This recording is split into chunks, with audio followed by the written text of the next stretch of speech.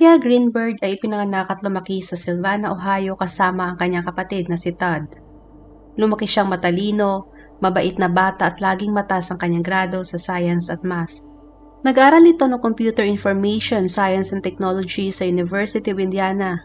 Siya ay isang Jewish. Taong 1994 nag-umpisa ito magbisita sa Jewish Student Center sa kanilang school campus at doon niya nakilala si Rusty Snyderman. Lagi itong nakikita ni Andrea at nagustuhan niya ito dahil sa gwapo ito at matangkad. At nagustuhan din siya ni Rusty. Niyaya siya nitong mag-date at agad namang pumayag si Andrea. Si Rusty Snyderman ay taga-Ohio din. Matalinong estudyante din si Rusty.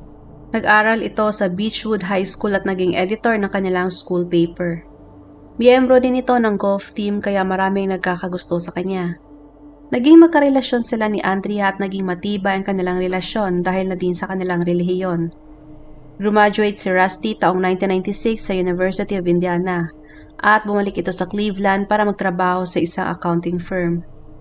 Si Andrea naman ay graduate noong 1998. Lumipat silang dalawa sa Chicago at sabay na nagtrabaho sa isang kumpanya. Si Andrea ay na-assign sa tech department at si Rusty naman ay sa finance department. Taong 2022 ay nag-propose si Rusty kay Andrea habang nasa bakasyon sila sa California. At sa mga oras na yon ay kumukuha din si Rusty ng kanyang MBA sa Harvard Business School. At nahanapan niya ng posisyon si Andrea sa Harvard sa kanilang Information Technology Department. Tumagal yun ng ilang taon at nagkaroon ulit ng panibagong job offer si Rusty na business development sa isang kumpanya na nakabase sa labas ng Atlanta, Georgia. At napag-usapan nila ni Andrea na siguro ito na ang magandang lugar para magsimula sila ng kanilang pamilya at magkaroon ng anak. Kaya tinanggap ni Rusty ang nasabing trabaho. Itinuloy ni Andrea ang kanyang trabaho sa Harvard dahil sa pinayagan ito na gawin ang trabaho kahit nasa malayo ito. Nanganak si Andrea sa kanilang unang anak noong 2005 at pinangalanan nila itong Sofia. Nagdesisyon ang dalawa na lilipat sa isang komunidad na may malapit na paaralan para hindi sila mahirapan sa pag-aaral ni Sofia.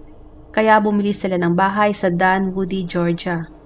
Maganda sa Dunwoody dahil may Jewish Community Center at naging active sila sa kanilang church.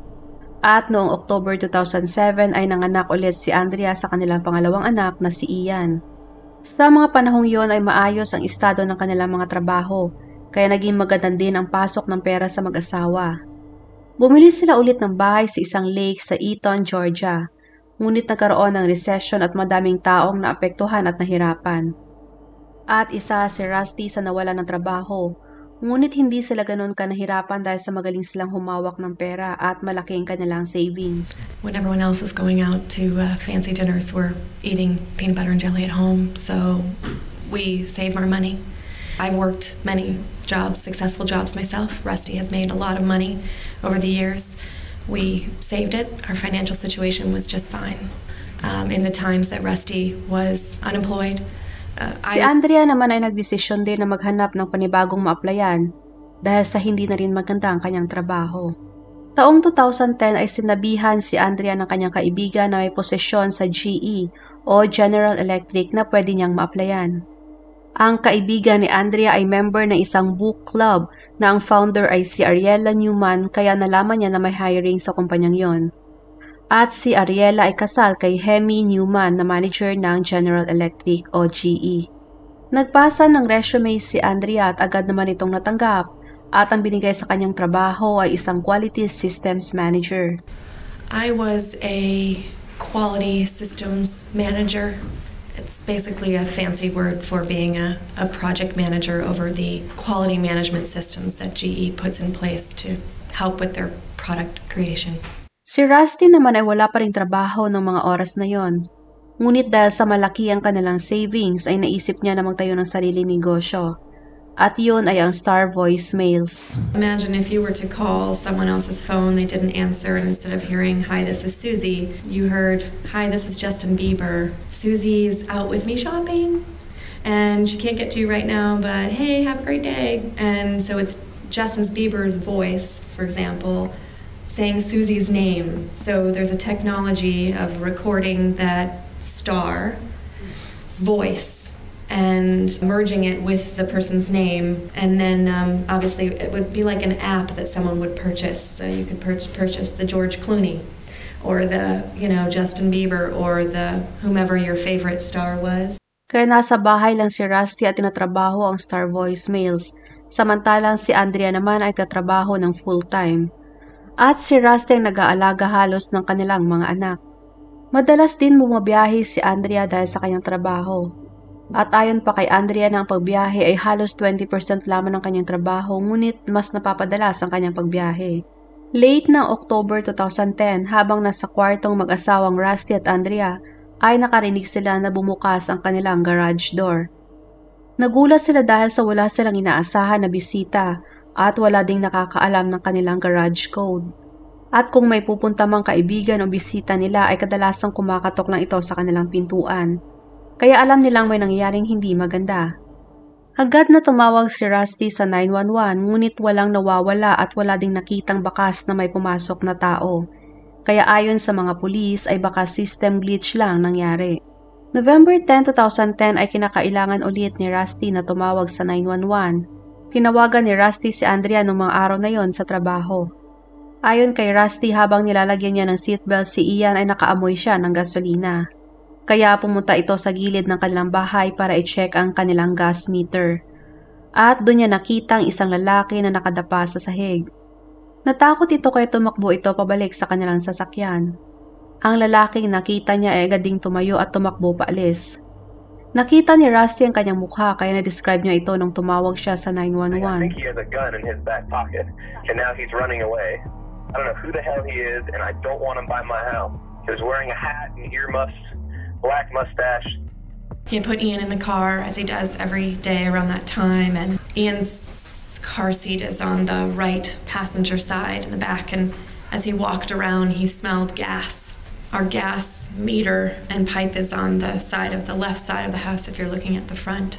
So he walked over to that spot that's near our air conditioners, and he said that there was a man lying face down on the ground. Matapos ang pangyayaring yon, November 18, 2010, nagmamaneho si Andrea para ihatid ang kanyang anak na babae sa kindergarten at siya naman ay patungo sa kanyang trabaho. Si Rusty naman ay naghatid ng kanilang anak na lalaki sa preschool sa Dunwoody Prep. At matapos ang ilang segundo lamang matapos niyang mahatid si Ian at pabalik ito sa kanyang sasakyan sa parking ay may narinig na 4 na putok ng baril. Narinig yun ng mga tao na nasa paligid at tumakbo sila palabas para tignan kung anong nangyari. At doon nila nakita si Rusty na nakahiga na sa lupa. May isang pediatric doctor na nakakita kaya agad itong nagbigay ng life-saving measures kay Rusty. At umaasang maisalba pa ang kanyang buhay. Dumating ang mga paramedics at gumawa ng CPR kay Rusty pero hindi na nila naisalba ang kanyang buhay. Idiniklarang patay si Rusty bago pa man ito makarating sa hospital.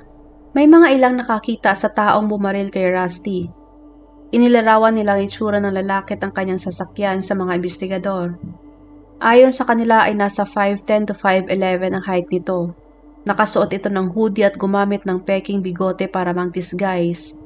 At ang kanyang sasakyan ay isang silver na minivan na walang plate number. Matapos madala si Rusty sa hospital ay nakatanggap ng tawag si Andrea sa kanyang trabaho. At yun ay galing kay Donna na nagtatrabaho sa Dunwoody Prep. Sinabi sa kanya na ang kanilang anak na si Ian ay okay, ngunit may nangyari sa kanyang asawa. Hindi agad sinabi ni Donna ang nangyari kay Rusty dahil baka anong mangyari kay Andrea habang nagmamaneho ito. Sa umpisa pa lang ay pinaniniwala ang si Rusty talaga ang target ng pumatay. Naglabas ang mga pulis ng search warrant para sa sasakyan ni Rusty at para sa kanilang bahay at baka makahanap sila ng potensyal na ebidensya. Isang investigador ang nag-interview sa pamilya at inalam ang kanilang history sa kung paano sila nagkakilala ni Andrea at mga impormasyon sa kanilang trabaho, mga anak, personal na buhay, ang tungkol sa bagong negosyo ni Rusty at iba pa. Sinabi din ni Andrea ang tungkol sa nangyaring pagtawag ni Rusty sa 911 nung may nakita itong lalaki at nung bumukas ang kanilang garage. At ayon sa kanya ay malakas ang kanyang kutob na yung lalaking nakita ni Rusty sa gilid ng kanilang bahay ay siya ring pumatay sa asawa. Ang unang teorya nila ay baka isa ito sa mga taong naka-business deal ni Rusty o nakaalitan sa mga dating trabaho. Kaya nag-umpisa na din silang mag-imbestiga sa mga taong nakasama ni Rusty sa mga dating trabaho. Ngunit ayon kay Andrea ay nagsasayang lang sila ng oras pag ginawa nila yon. May isang investigador na nagsabi na baka ang gumawa ay isang tao na interesado kay Andrea. Kaya tinanong nila ito kung may tao bang nagpapakita ng interes sa kanya o nanliligaw. At agad na sumagot si Andrea ng oo. At yun ay ang kanyang boss na si Hemi Newman, ang manager ng GE. Ayon kay Andrea ay nagsabi si Hemi ng kanyang nararamdaman kay Andrea. Ngunit sinabi niya na hindi siya interesado sa boss at may asawa nga siya. Tinignan din ng mga investigador ang computer nila sa bahay at mga documents ni Rusty gaya ng kanyang life insurance policy at ito ay nagkakahalaga ng $2 million at nakita nilang tanging si Andrea lamang beneficiary. Ayon kay Andrea, simula November hanggang December matapos ang nangyari ay wala siyang gaanong narinig mula sa mga investigador. Maaring wala silang nakitang panibagong leads. December ng taong ding yon ay pumunta sila ng kanyang mga magulang at ang kanyang mga anak sa Florida para i-celebrate ang kanilang 10 years anniversary sana ni Rusty. At nung araw ding yon ay tinawagan ni Andrea ang isang kaibigan niya at sinabi na ang boss niya ang may kinalaman sa pagbatay kay Rusty. Sinabi niya ito sa kanyang kaibigan ngunit hindi niya ito sinabi sa mga pulis. Ayon sa kanya, hindi niya ito sinabi sa mga pulis dahil takot siya na baka mamonitor ni Hemi ang kanyang telepono at ang kanyang email at takot din siya para sa kanyang kaligtasan. Ngunit madaming tumaas ng kilay sa naging rason ni Andrea. Madaming paraan para makontak ang mga pulis. Pwede naman siyang gumamit ng ibang telepono para tawagan ang mga pulis o gumamit ng ibang email. Dumating ang January 4, 2011. Pumunta sa mga pulis si Andrea at sinabi ang tungkol kay Hemi. Katunayan ay dala din niya ang mga pangalan ng tao na sa tingin niya ay maaring responsable sa pagpatay kay Rusty at isa na nga doon si Hemi. Gabi ng January 4 ay pumunta ang mga pulis sa bahay ni Andrea at binalita sa kanya na may inaresto na sila. Ang nakapagtataka lang ay hindi ito nagtanong kung sino ang inaresto dahil madami siyang pangalan na binigay sa mga pulis. Inaresto si Hemi Newman para sa pagpatay kay Rusty, ngunit itinanggi niya na may kinalaman siya. Inilink kay Hemi ang silver na van na Kia Sedona na narentahan niya isang araw bago ang pamamaril. At sa loob ng sasakyan ay nakitang ibang hibla na ang pinaniniwalaang sinuot niya na peking bigote para mag-disguise. Isang araw matapos maaresto si Hemi, ay dinala sa police station si Andrea para sabihin sa kanya ang nakuhang impormasyon kay Hemi nung in-interrogate nila ito. It's been a foundation of what he told us yesterday and what the co-workers told us today. Yeah. What is it you think they told us? That co-worker told you? I have absolutely no idea. What do you think he told us? Oh, I'm sure he told you that he thought I was in love with him. Or something along those lines. He's crazy. I don't know what he told you. That he was in love with me? That he was infatuated? That he stalked me? I don't know. You tell me. I don't know what he said. That he wanted to be my husband? Nag-antay si Hemi ng kanyang trial sa DeKalb County Jail at ang kanyang asawa na si Ariela ay nag-file ng divorce dahil sa ilang dahilan. Una ay ang paniniwalang may relasyon si Hemi kay Andrea. Pinaniniwalaan na baka nga may relasyon si Hemi at Andrea, kaya tinignan nila ang cellphone ni Hemi. At doon nila nakita ang napakaraming text messages sa pagitan ni Hemi at Andrea. At masasabing lumagpas na sa pag-uusap bilang mag-boss at empleyado. Ang kanyang trial ay nakaschedule noong October 17 at sa umpisa ay nag-plead ito ng not guilty. But noong September 16, 2011, isang buwan matapos mag-umpisa sana ng kanyang trial ay nag-iba ito ng kanyang plea sa not guilty by reason of insanity. Dito nagpapakita na inamin ni Hemi ang pagpatay kay Rusty. October 28, inamin ni Hemi na siyang lalaking nakita ni Rusty na nakadapa sa gilid ng kanilang bahay at ang plano niya ay patayin si Rusty nung araw na yon. Ngunit hindi niya tinuloy dahil sa nakita niya na kasama ni Rusty ang kanilang anak na si Ian.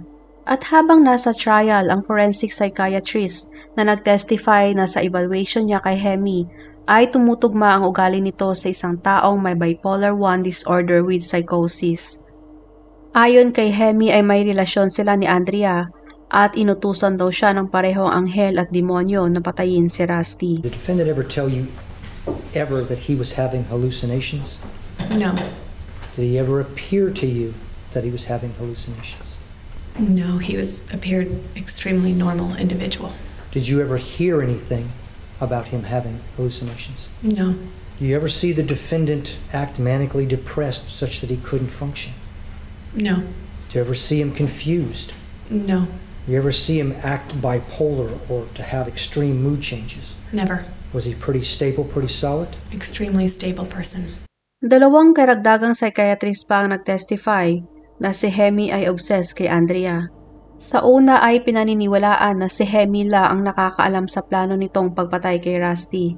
At tinago niya yung lahat kay Andrea dahil hindi mapapasa kanya si Andrea kung malaman nito na papatayin ang kanyang asawa.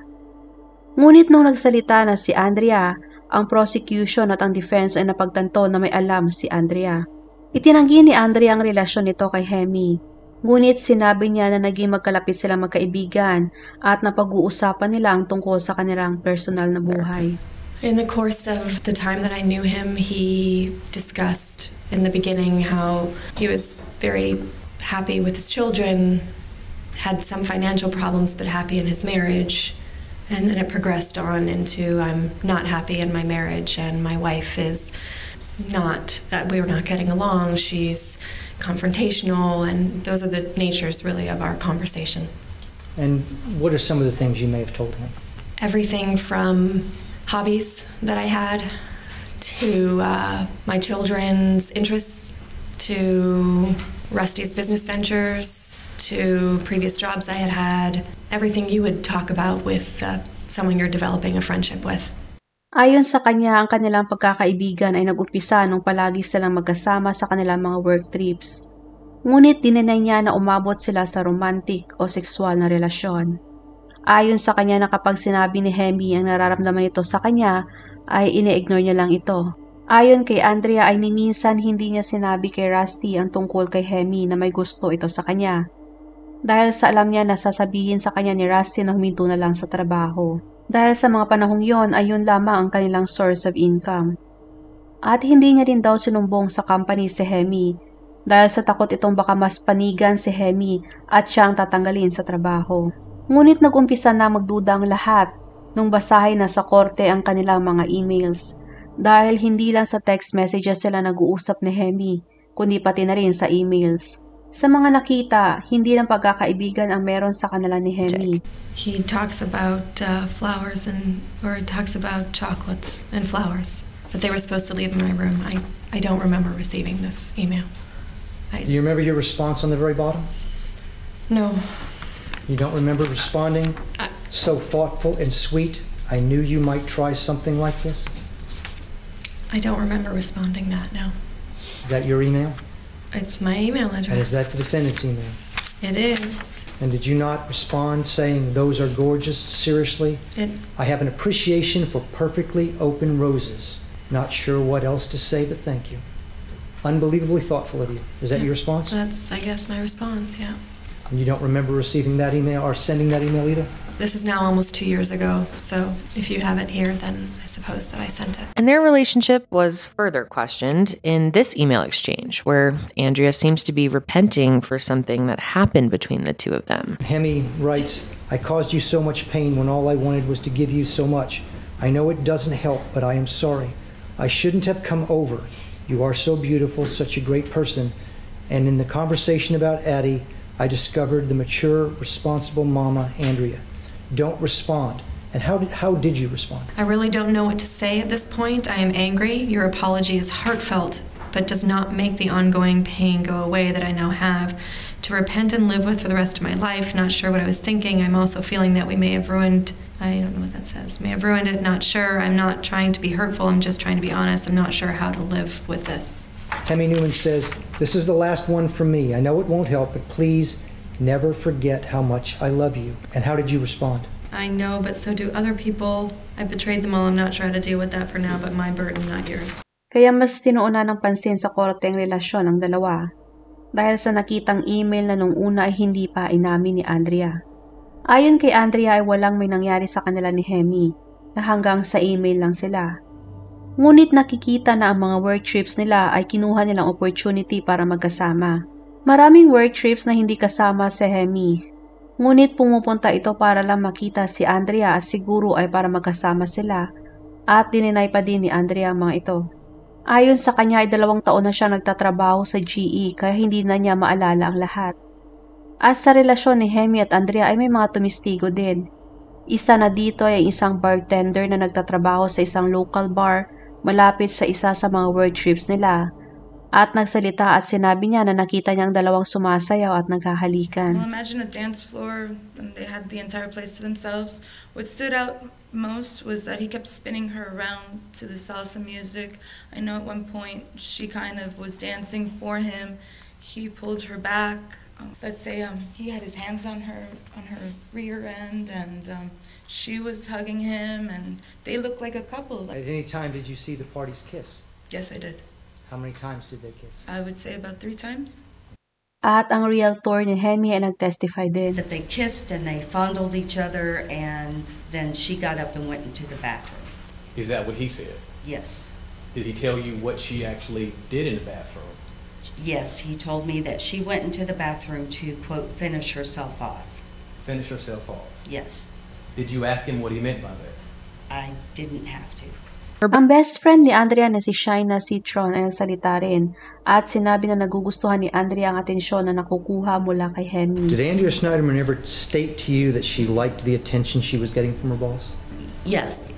Napatunayang guilty si Hemi sa pagpatay kay Rusty at ang pinatong na kaso sa kanya ay mentally ill of malice murder, guilty of possession of firearm during commission of the felony at sinentensya nito ng 25 years imprisonment ng walang parol. Pero hindi nagtatapos doon dahil naniniwala ang mga prosecution na may kinalaman si Andrea.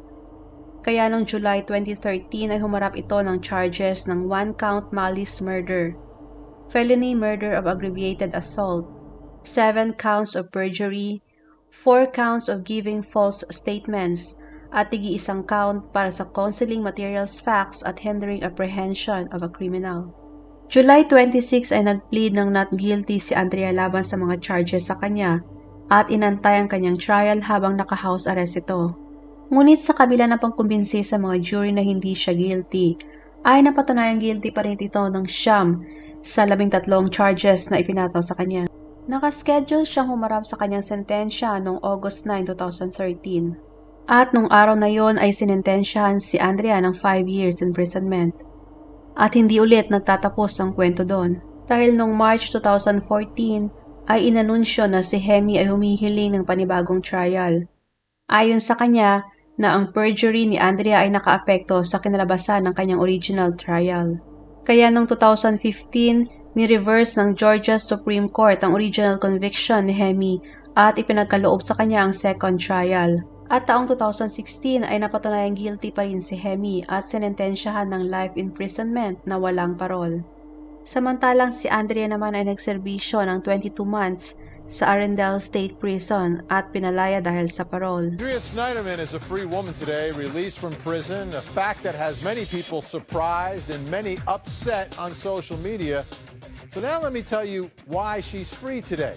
At one time, she was charged with orchestrating the murder of her husband, Rusty. But on the eve of the trial, the prosecutor dropped those charges. Instead, she ended up getting convicted of hindering, concealment, and perjury. These are not crimes that keep you locked up forever. It was the prosecutor's choice. And now the woman who acted so strangely on the witness stand at the trial of her former boss, Hemi Newman, the man who murdered her husband, well, she can go home. Natapos ang kanyang parol noong August 21, 2017 at ngayon ay tuluyan ng malaya si Andrea.